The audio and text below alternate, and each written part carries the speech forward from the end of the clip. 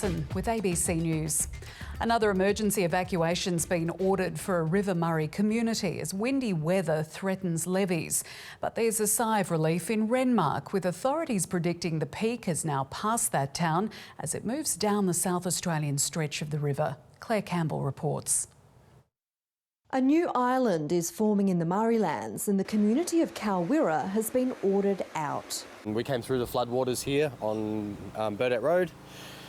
Thought it was pretty shallow, and it wasn't shallow, it was up to the windows, and it nearly wiped us off the road. The main access road has now washed away and water has inundated Riley Davis Ross's home, which was bordered by 2,500 sandbags. It kind of snuck in behind us, and now it's behind us and to the left and to the right and in front of us, and the last place that it's actually going to get to us is from the front, from the main channel. But he isn't planning to evacuate. Troy Sewell has rushed to move items out of the family home of more than 60 years. We hope the water doesn't reach here, but we're prepared and anticipating that it could. So we're apprehensive and pretty surreal what might happen. The passenger ferry to cart locals across to Mannum for supplies only began operating yesterday, but it's been ordered to stop until waters subside.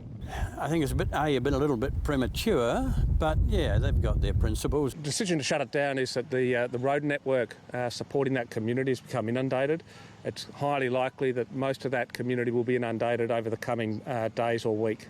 Up to 1,800 properties have now been inundated along the River Murray as peak flows of about 190 gigalitres a day make their way downstream.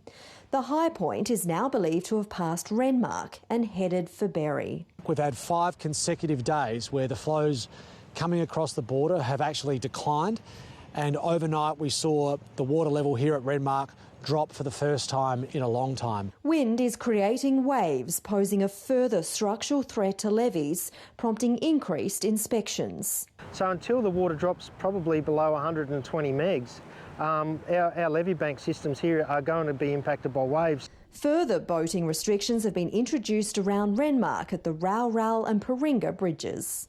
The threat of this flood is far from over, but authorities are already turning their attention to the mammoth clean-up job ahead and how to improve infrastructure for future floods, like this main Berry to Loxton road, which has been out of action for weeks. Claire Campbell, ABC News, the Riverland.